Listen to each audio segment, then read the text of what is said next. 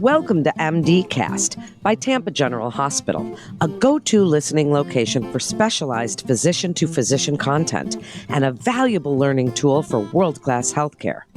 I'm Melanie Cole. Joining me today to discuss colorectal cancer is Dr. Carolina Martinez. She's an assistant professor of surgery at the University of South Florida College of Medicine in Colon and Rectal Surgery Division. Dr. Martinez, it's a pleasure to have you with us today. Tell us a little bit about the incidence of colorectal cancer. What are you seeing in the trends? So colorectal cancer is actually the third most commonly diagnosed cancer in males and the second most common cancer diagnosed in females. It's also the second most common cause of cancer death in the United States. We see approximately 153,000 new cases of colorectal cancer in the United States every year, and just over 52,000 people die of colorectal cancer, which is a pretty significant number. And then if we look at the lifetime incidence of colorectal cancer for individuals who are at average risk, this is about 4%, and that incidence is about 33% higher in males than it is in females, and 20% higher in African Americans compared to white Americans. When we actually take a look at the trends, we see some good news over the last few years, and we've actually found that the trend in colorectal cancer has decreased. And we see that decrease has been about 46% when we look at the year 1985, when it was at its peak, to about 2019, we see that it's been declining both in males and females. And we've been attributing this to a variety of factors, but what we think it's mainly changes in lifestyle, such as fewer individuals smoking over the last few years, increased use of NSAIDs, but also the higher number of patients who are over the age of 50 who've been undergoing screening colonoscopies. We see this as especially true in the late 2000s after Medicare had expanded its coverage to all its beneficiaries. The use of colonoscopy screening essentially tripled from 20% in the year 2000 to about 61% in 2018 for individuals who are 50 years and older. But one trend that has actually been concerning for us over the last several years is the increased incidence of colorectal cancer in younger patients. So we've seen that from about 2011 through 2019, the rate has increased by 1.9% per year in individuals who are younger than 50 years of age. And this is especially true for rectal cancer as opposed to colon cancer. And we're not exactly sure why this incidence has increased in the younger population, but we think it could be multifactorial, maybe related to environmental factors or a change in reduction in dietary quality. So interesting, and thank you for that, Dr. Martinez. And we'll get into colonoscopy and screening guidelines, especially for that younger population. But tell us some of the risk factors for development of colorectal cancer. And while you're doing that, please discuss the role of genetics and family history in this risk and how it impacts our screening recommendations. Absolutely. There are several risk factors that have been linked to the development of colorectal cancer. And we can kind of divide these risks into risks that modify screening recommendations and those that don't really alter those recommendations.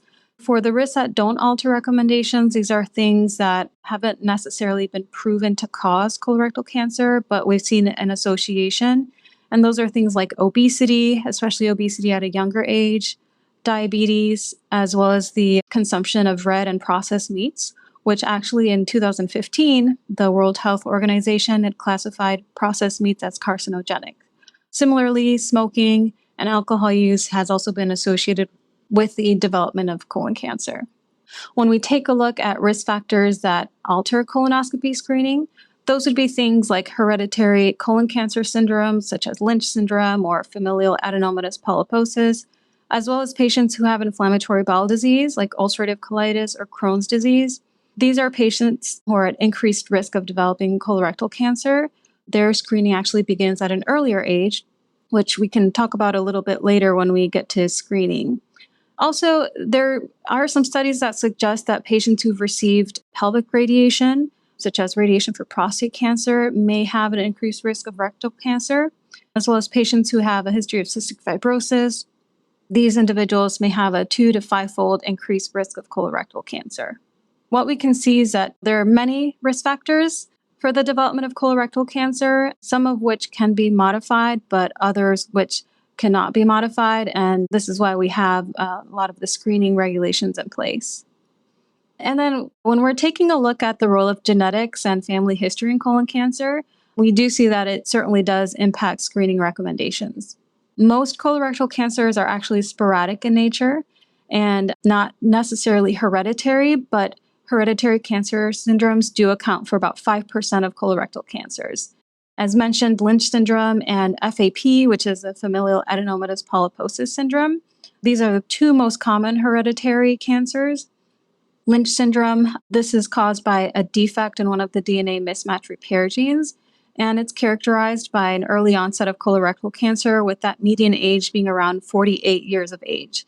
So it's really important to know family history to determine if testing for Lynch is indicated. And when we think about obtaining a family history, we divide it into the 3-2-1 rule, which is also known as the Amsterdam criteria.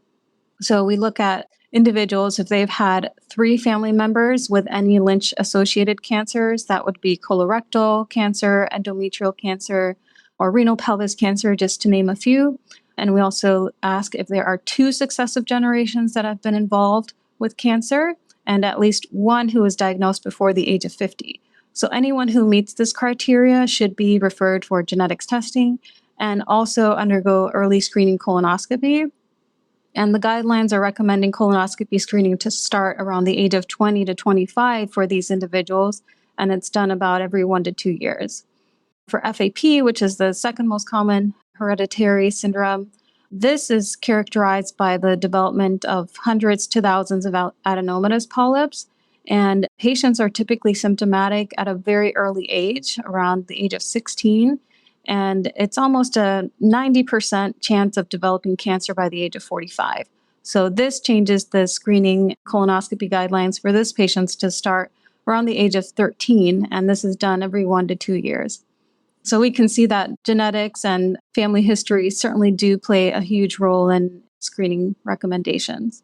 Well, they certainly do. And I'd like you to speak and expand on colonoscopy screening guidelines and how they've changed in recent years. So you spoke about the indications for earlier screening colonoscopy, but what about for the average person? What are we looking at now and how often based on, obviously, the results? Current guidelines recommend screening all individuals at the age of 45. In 2021, the U.S. Preventative Services Task Force changed the screening age from 50 to 45 in average risk individuals. And they made this change because of the increased incidence of colorectal cancer in the younger populations. And this recommendation essentially starts again at the age of 45 and goes until the age of 75 if a colonoscopy is deemed to be normal, and this is typically repeated at about a 10-year interval. For patients between the ages of 76 to 85, the decision to continue screening colonoscopies has to be individualized and selective, and it should really take into account the patient's overall health and their personal risk for the development of colorectal cancer. And then screening colonoscopies typically are not advised for individuals over the age of 85. But again, this is a conversation that should be had between the patient and the primary care provider or their gastroenterologist. Dr. Martinez, as adherence to colonoscopy, despite its effectiveness, may be limited, do you feel that offering non-invasive tests as a screening option may effectively improve adherence to screening? I'd like you to speak about some of the other options because there are more and more in the toolbox now. Stool test, imaging tests, there are all these different ones. Speak a little bit about those, the advantages and disadvantages. Yeah, so I will start off by saying that the gold standard for screening for colorectal cancer is still through colonoscopy. It's still the most accurate for localizing and biopsying colorectal lesions. But that being said, we also know that only about 50% of individuals in their early 50s actually complete a colonoscopy. So compliance and adherence is certainly a barrier, which is why I also do advocate for non-invasive tests, which also are a great option for those who do not want to undergo a colonoscopy. There are several stool-based studies that have been shown to have an increased compliance and are also very effective.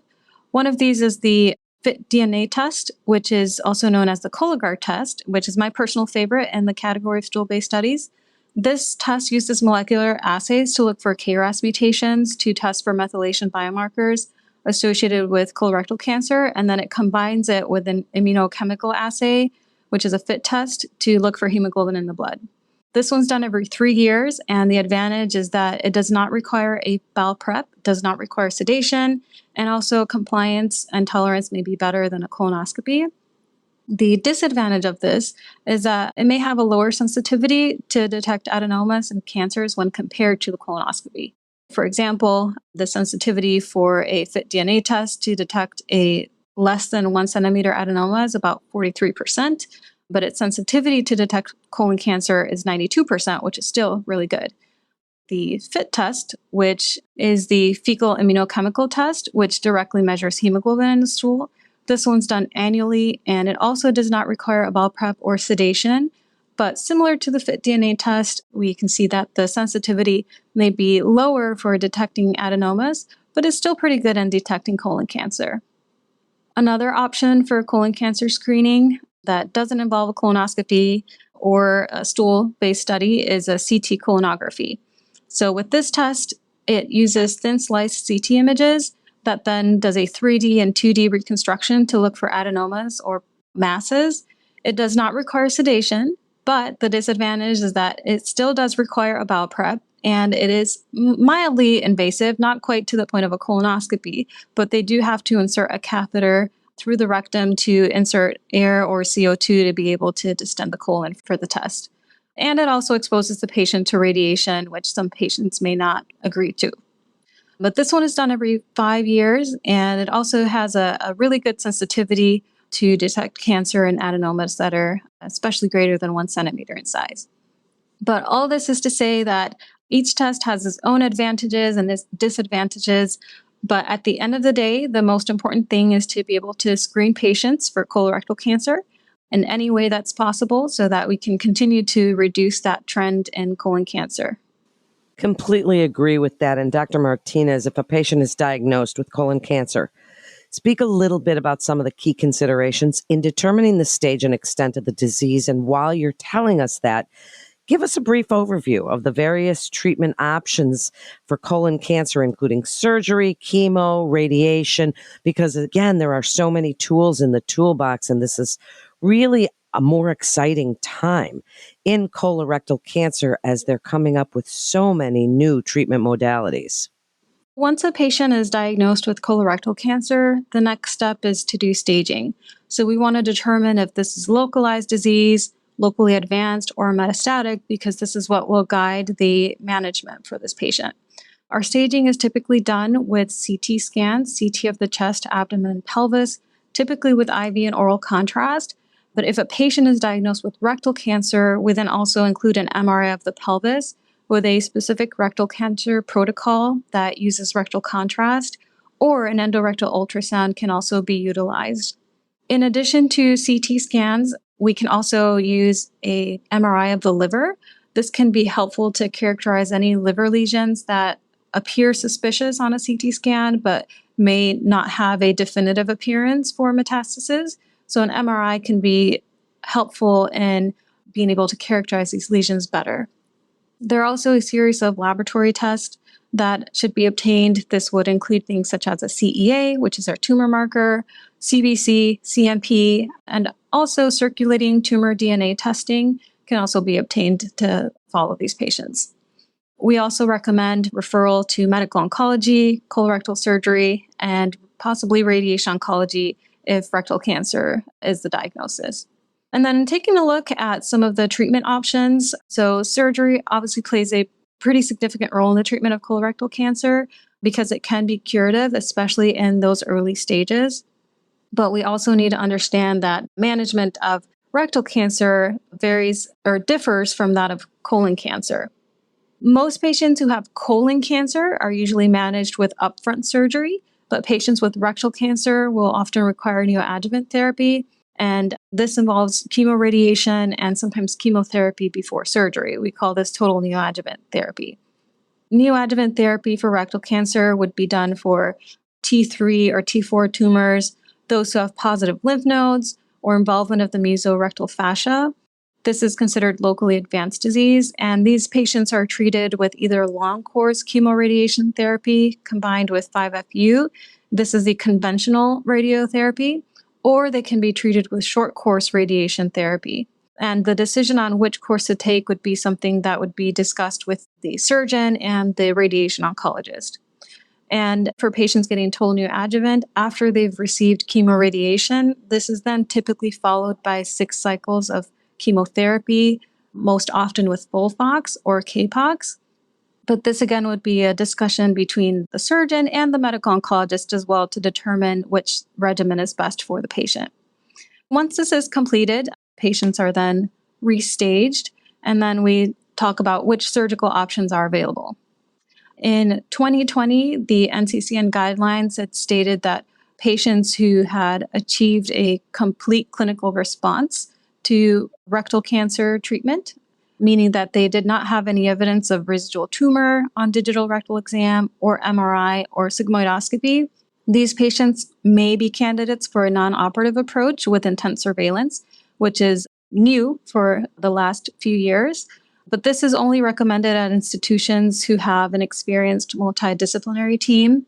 And this is another reason why total neoadjuvant therapy has served as a recommendation for patients who have locally advanced rectal cancer. And then switching gears and kind of looking at colon cancer, non-metastatic colon cancer. As I mentioned, curative intent colectomy should be considered upfront. Neoadjuvant treatment does not always play a role in colon cancer, but sometimes radiation therapy can be considered in very select cases who have T4 disease, meaning it's involving adjacent organs or it's locally advanced. But most patients end up going to surgery directly. Dr. Martinez, this is so interesting, and you're giving us such comprehensive information. As we wrap up, tell us a little bit about your tumor board and how it's helpful for this cancer, and why you've mentioned the multidisciplinary team a few times briefly. Please tell us why that's so important for these patients. Yes, colorectal cancer care really does require a multidisciplinary approach. We work very closely with various specialties. This includes, our wonderful medical oncologist, our radiation oncologist, as well as our gastroenterologist and pathologist and other surgeons who are also part of our meetings. And I do believe that these meetings help us facilitate patient care in a more expedited fashion. It also helps us to coordinate care and be able to come up with treatment plans for patients, especially those who are very complicated patients. And it helps us discuss research options and trials that are available, as well as alternative treatment options for patients who have advanced disease and who may not be candidates for surgery at the time, but the goal is to get them to that point. And there are actually several studies that look at the positive effects of a multidisciplinary tumor board conference, and they show that patients who are discussed in tumor boards have improved survival compared to those who are not, and that these patients who are discussed also have a more accurate diagnosis and a more complete preoperative staging.